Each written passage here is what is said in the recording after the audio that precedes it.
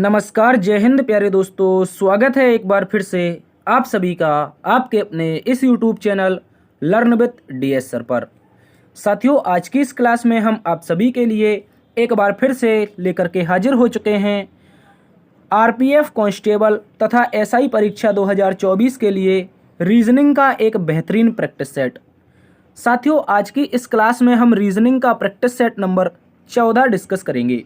यानी कि आज हमारा RPF कांस्टेबल और SI के लिए साथियों 14वें नंबर का प्रैक्टिस सेट होगा। और इससे पहले के यदि आपने पिछले 13 पार्ट नहीं देखे हैं तो आप पिछले पार्ट को भी जाकर के देखिए। वहाँ पर भी हमने रीजनिंग को बहुत ही इम्पोर्टेंट एवं शॉर्ट ट्रिक के माध्यम से करवाया है। दोस्तों, बात करते हैं आज की इस क्लास की। तो आज की इस क्लास में कुछ इस प्रकार से प्रश्न रहने वाले हैं, जैसे कि आपके सामने क्वेश्चन नंबर 10 जिसमें लिखा है चावल, सरसों और चुकंदर, इनके बीच का सही वेन आरेख क्या होगा। इसके अतिरिक्त प्यारे साथियों हम क्वेश्चन नंबर 1 देखेंगे जिसमें लिखा है कि कार का संबंध अगर गैराज से है तो हवाई जहाज का संबंध किससे हो जाएगा।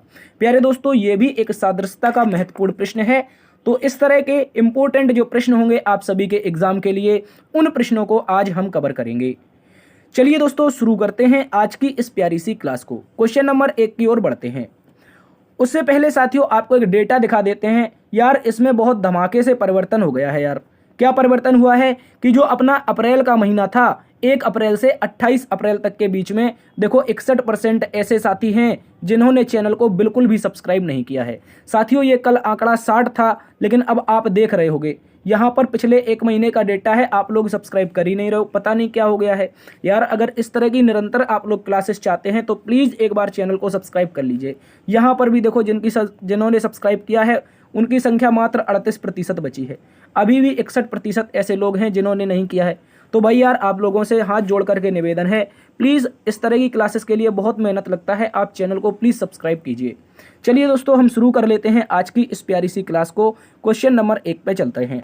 क्वेश्चन नंबर 1, इसमें कहा गया है दोस्तों, उस विकल्प का चयन करें जो तीसरे पद से उसी तरह संबंधित है जिस प्रकार पहला पद दूसरे से संबंधित है। देखिए यहाँ पर क्या बोला है साथियों, पहले पद में दिया है कार। कार का संबंध साथियों किससे बताया है? गैराज से बताया है। किससे बताया है? तो याद रखेंगे साथियों, कार का संबंध गैराज से है। भैया, कार का संबंध गैराज से कैसे है? और पूछा है कि हवाई जहाज का संबंध किससे हो जाएगा। क्या पूछा है? जो हमारा हवाई जहाज होता है, जो साथियों हवाई जहाज होता है, इसका संबंध किससे हो जाएगा, बता दो। तो साथियों एक इंपॉर्टेंट प्रश्न है। देखो यहाँ पर क्या होता है, इसका जो संबंध है, कार जो है जब खराब हो जाती है तो गैराज में बनने के लिए जाती है। ठीक है, इस बात को याद रखेंगे। तो उसी प्रकार जब अपना हवाई जहाज जब खराब हो जाता है, जब क्रम से लगा करके लाइन में लगाया जाता है, जहाँ पर बनता है, उस स्थान को प्यारे साथियों हैंगर कहा जाता है। क्या कहा जाता है? हैंगर कहा जाता है। इस बात को याद रखेंगे। और हैंगर प्यारे दोस्तों हमें विकल्प नंबर 2 में दिया है। विकल्प नंबर 2 हमारा सही जवाब है। ठीक है, इस बात को याद रख लेंगे। तो कार खराब होगी गैराज में बनेगी, उसी प्रकार जब हवाई जहाज खराब होगा तो हैंगर में बनेगा। चलिए दोस्तों अगले प्रश्न में चलते हैं। क्वेश्चन नंबर 2 को देखिए। बोला गया है यदि हैशटैग का अर्थ माइनस है, एंड का अर्थ भाग है, @ का अर्थ गुणा है और भाग का अर्थ प्लस है, तो बताओ निम्नलिखित में से ये जो आपको व्यंजक दे रखा है इसका मान क्या होगा। बताइए साथियों इसका उत्तर क्या होगा। चलिए हम अपने हिसाब से देख लेते हैं, अलग से लिखेंगे। @ का मतलब क्या है? तो भैया गुणा है, इस बात को याद रखेंगे। तो मैंने सबसे पहले क्या लिखा? सबसे पहले 15 लिखा, @ के स्थान पर गुणा करके 2 लिखा। ठीक है, इस बात को याद रखेंगे। अब देखो लास्ट की लाइन में भाग का अर्थ प्लस है, तो भैया जहाँ पर दूसरे नंबर में भाग आया इसको हम प्लस में बदल देंगे और यहाँ पर 900 लिख देंगे। उसके बाद एंड का अर्थ भाग है साथियों, तो हम भाग लगा देंगे 30 से। ठीक है, उसके बाद हैशटैग का अर्थ माइनस है, तो हम माइनस यहाँ पर 10 लिख देंगे। अब बताइए इसमें क्या कैसे प्राप्त कर सकते हैं, इसका उत्तर क्या होगा। तो साथियों इसके लिए एक ट्रिक होता है बोर्ड मास का। क्या होता है? बोर्ड मास होता है। भैया इसमें हम लगाते हैं बोर्ड मास, जिसका मतलब है bracket of divide multiply add subtract. ठीक है, यानी कि पहले ब्रैकेट, फिर ऑफ, फिर डिवाइड यानी भाग, फिर मल्टीप्लाई यानी कि गुणा, फिर ऐड यानी जोड़ना, फिर घटाना। सबसे पहले क्या करेंगे? तो ब्रैकेट ऑफ है नहीं, तो सबसे पहले हम डिवाइड करेंगे। डिवाइड करेंगे तो यहाँ से काटो, 30 से 30 बार में कट जाएगा 900।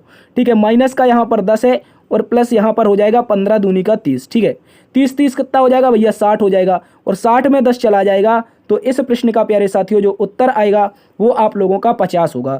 50 हमें विकल्प नंबर 3 में दिया है। विकल्प नंबर 3 हमारा इस प्रश्न का बिल्कुल सही जवाब है।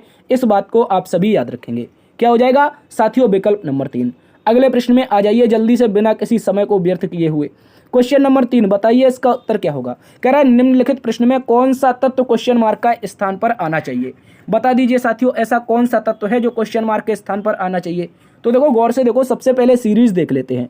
एक समांतर सीरीज है ए बी और उसके बाद में 3, ठीक है। उसके बाद कॉमा है, फिर क्या है दोस्तों सी है, फिर ई है और उसके बाद में 6 है, फिर कॉमा है, फिर एफ है साथियों, उसके बाद में आई है, ठीक है। आई के बाद में 10 लिखा है, उसके बाद में फिर से क्या आया है जे है, एन है, ठीक है, जे एन और उसके बाद में क्या है 15 है। और अगला वाला ज्ञात करना है साथियों, क्या करना है यहाँ पर जो अगला पद आएगा वो ज्ञात करना है। तो देखो ऐसी जो श्रृंखला होती है इसके लिए मैंने आपको एक ट्रिक बताई है। ट्रिक क्या है भैया, पहले का संबंध पहले से बता दो। देखो जब पहले का पहले से बताओगे ए और सी को देखो 1 पर होता है, सी 3 पर होता है, आगे देखने जाओगे एफ 6 पर होता है और आगे पहले में देखने जाओगे तो ये जे 10 पर होता है। तो भाई देखो 3 में क्या हुआ, 1 से 3 पहुंचे तो प्लस का 2 हुआ है, आगे देखोगे तो प्यारे साथियों प्लस का 3 हुआ है, 6 4 10 यानी प्लस का 4 हुआ है। तो भाई अगली बार में जब सीरीज पूरी करेगा ये तो पहला लेटर जो होगा वो प्लस का 5 होगा और 10 में 5 जुड़ेगा तो 15। साथियों 15 पर क्या आता है भैया, ओ आता है। क्या आता है, 15 पर ओ आता है, इस बात को याद रखेंगे। तो देखो मैंने ये विकल्प काट दिया और ये वाला भी काट दिया। अब देखो लास्ट से देख लेते हैं। लास्ट में किससे, 3 से। 3 के बाद हुआ है 6, तो प्यारे साथियों 3 जुड़ा है। 6 से क्या हुआ है, 10 हुआ है, तो 6 के बाद 4 जुड़ा है। भैया आगे देखने जाओगे 10 में प्लस का 5 हुआ है और अगली बार में क्या होगा, 3 4 5, तो अगली बार में 6 जुड़ेगा और 15 में 6 जुड़ेगा साथियों तो 21 आएगा। क्या आएगा, 21। तो प्यारे साथियों शुरुआत तो ओ से होनी चाहिए जबकि अंत में 21 होना चाहिए। देखो विकल्प नंबर 1 में अंत में 21 नहीं है, गलत हो जाएगा। हमारा उत्तर विकल्प नंबर सी बनेगा। क्या बनेगा साथियों, विकल्प नंबर सी। और बीच का लेटर देखना चाहो तो इसके लिए दूसरी ट्रिक लगा लो। वो ट्रिक बी 2 पर होता है, यहाँ पर ई 5 पर होता है, 3 जुड़ा है तो उसके बाद में 9 पर पहुंचे तो 4 जुड़ा है।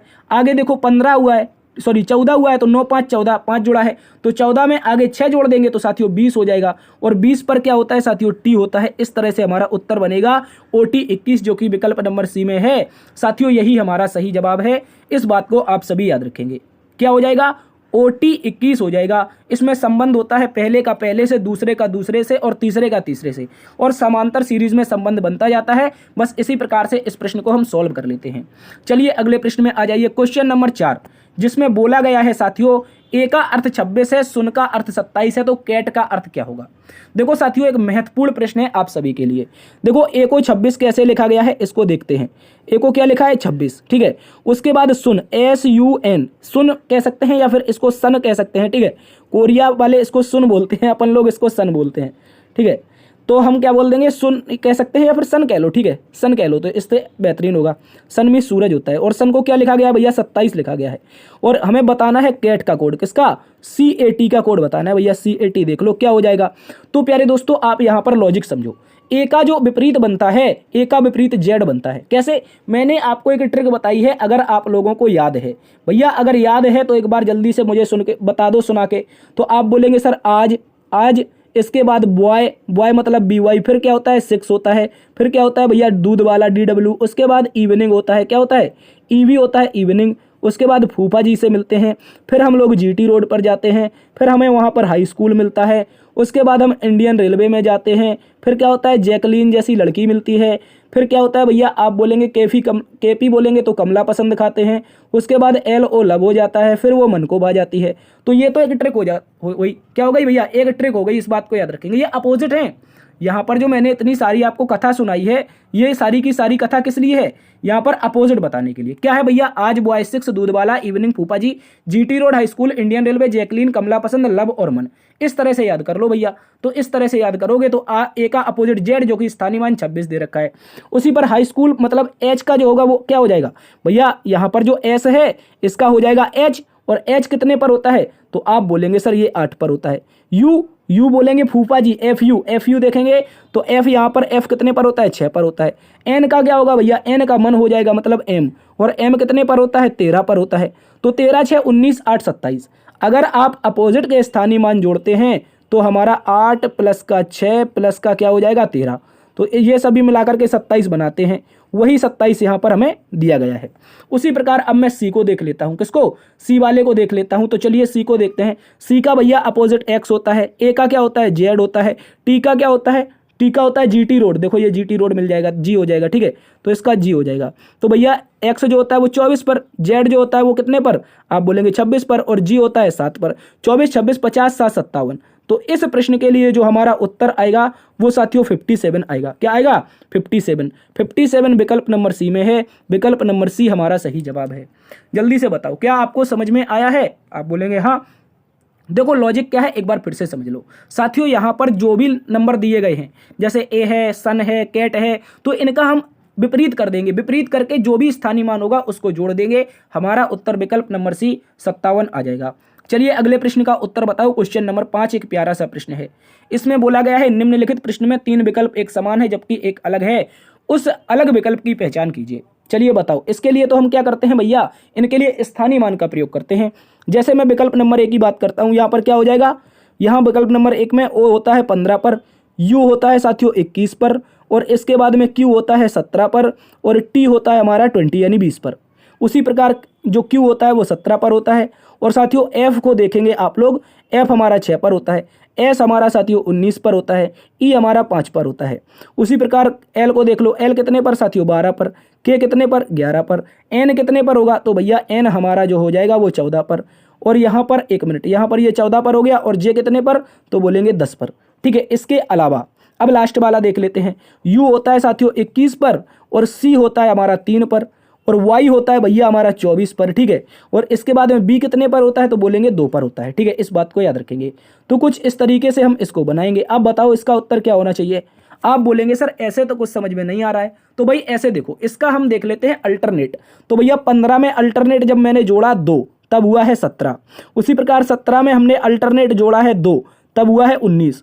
उसी प्रकार 12 में अल्टरनेट हमने 2 जोड़ा है तो कितना हुआ है 14। यहां पर अगर आप अल्टरनेट जोड़ने जाओगे 21 से 24 पर, तो प्यारे साथियों आप लोगों को 3 जोड़ने को मिलेगा, जो कि हमारा बताता है कि विकल्प नंबर डी विषम है। कैसे विषम है? क्योंकि प्यारे साथियों अन्य 3 ऐसे ऑप्शन है जिसमें अल्टरनेट हमारा प्लस का 2 हो रहा था, जबकि ये एक ऐसा ऑप्शन है जिसमें अल्टरनेट हमारा प्लस का 3 हो रहा है। ठीक है, इस तरह से ये विषम है। अब आगे चेक करना चाहो तो यहाँ पर देखो एक घटा है, इसमें देख लो 6 में 1 गया, ये भी 5 बचेगा, 11 में 1 गया 10 बचेगा, और भैया 3 में 1 गया तो ये 2 बचेगा। पीछे तो हमारा सही चल रहा था, लेकिन आगे वाले में इसने प्लस का 3 कर दिया, इस कारण हम बोलेंगे सर विकल्प नंबर डी हमारा विषम है। अगले प्रश्न में आओ। क्वेश्चन नंबर 6 कहा गया है साथियों सांकेतिक भाषा का कोडिंग डिकोडिंग का क्वेश्चन है। बोला है यदि चूहे को कुत्ता कहा जाता है, कुत्ते को नेवला कहा जाता है, नेवला को शेर कहा जाता है, शेर को सांप कहा जाता है, और सांप को हाथी कहा जाता है, तो किसे पालतू पशु के समान पाला जाता है। बताओ भैया इनमें से ऐसा कौन सा जानवर है जिसे हम पालतू पशु के समान पालते हैं। तो आप बोलेंगे सर कुत्ता एक ऐसा जानवर है, क्या है, जो हमारा कुत्ता होता है वो एक ऐसा जानवर है जिसे हम पालतू पशु पालते हैं, पालतू पशु के रूप में। लेकिन भाई कुत्ते को इस प्रश्न में क्या बोला है, कुत्ते को नेवला कहा जाता है। अर्थात जो नेवला होगा साथियों, जो नेवला होगा इस प्रश्न के अनुसार हमारा पालतू पशु के रूप में पाला जाएगा, जो कि एक बार फिर से विकल्प नंबर सी में है। यही हमारा सही उत्तर है।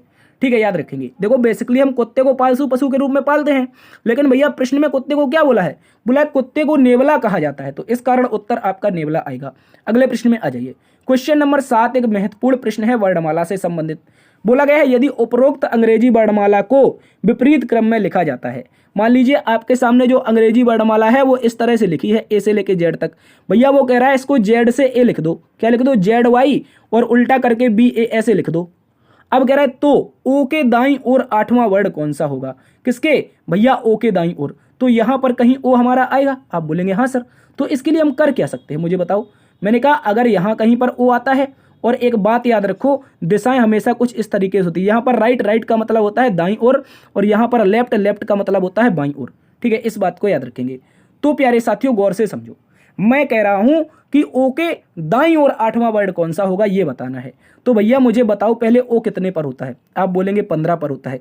लेकिन भैया 15 पर ओ नहीं होगा, क्योंकि वर्णमाला कैसी लिखी गई है, विपरीत क्रम में लिखी गई है। इस बात को याद रखेंगे। तो हम क्या कर देंगे, दी गई वर्णमाला यानी कि 27 में से हम घटा लेंगे 15 को, तो हमारा जो ओ का स्थान आएगा इस दिशा से जो ओ का स्थान आएगा यानी कि लेफ्ट से, वो प्यारे साथियों कितना आ जाएगा, 27 में से 15 जाएगा तो 12। ठीक है, क्या बचेगा, 12 बचेगा। अब बहुत सारे साथी ये बोलेंगे सर वर्णमाला में तो 26 अक्षर होते हैं, लेकिन आपने 27 में से क्यों घटाया, क्योंकि प्यारे साथियों यहाँ पर एक लॉजिक होता है। लॉजिक क्या होता है, जब भी हम दाएं या बाएं निकालते हैं टोटल में से तो हमें एक जोड़ करके घटाना पड़ता है। वो आपने रैंकिंग पढ़ी होगी तो ऐसे करते थे, लेफ्ट प्लस राइट और माइनस में 1 बराबर टोटल आता था। वैसे ही यहाँ पर टोटल अक्षर तो यहाँ पर कितने हैं, 26 हैं, लेकिन भैया जब हम यहाँ पर लेफ्ट राइट निकालेंगे तो ये एक पक्षांतर हो जाएगा, ये 27 हो जाएगा इस तरह से। तभी हम यहाँ पर ऐसे करते हैं, ठीक है। तो मैंने 27 में से 15 को घटाया, क्योंकि जब हमारी वर्णमाला सीधी होती है तो ओ कितने पर होता है, 15 पर होता है। इस कारण मैंने 15 घटाया तो लेफ्ट से ओ हमारा क्या आ गया, 12 आ गया। लेकिन प्यारे दोस्तों उसने बोला है दाईं ओर, मतलब राइट की ओर। राइट की ओर 8वां बताना है भैया, राइट की ओर 8वां बताना है। तो ये क्या हो जाएगा, लेफ्ट से 12 है दूसरा और यहाँ पर लेफ्ट 8 हो जाएगा, ठीक है। सॉरी, लेफ्ट से 12 दूसरा राइट से 8, तो दोनों जुड़ जाएंगे क्योंकि अपोजिट आए हैं। तो दोस्तों पहले वाले को पकड़ करके लेफ्ट से 20 निकाल देंगे। क्या निकाल देंगे, लेफ्ट से 20। भाई लेकिन मुझे ये बताओ, मैंने कहा आपसे लेफ्ट से 20 आप निकाल दोगे, लेकिन सर अभी भी यहाँ से ऐसा निकालना है ना 20वां।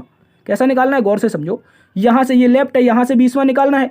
तो आप बोलेंगे सर अभी भी वर्णमाला विपरीत क्रम में लिखी है। क्या बोलेंगे, अभी भी तो वर्णमाला विपरीत क्रम में लिखी है। तो आप ऐसा क्यों ना करते कि सर इसको राइट में फिर से बदल लो, इस लेफ्ट को राइट में बदल लो। तो भैया एक बार फिर से मैं 27 में से यहाँ पर 20 को घटा दूंगा, ठीक है।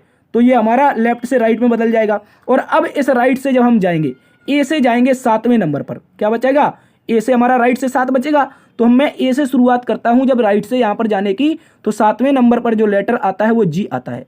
क्या आता है, जी आता है। तो इस प्रश्न का जो उत्तर होगा वो जी हो जाएगा, इस बात को याद रखेंगे, ठीक है। आई होप प्रश्न को आप लोग समझे होंगे।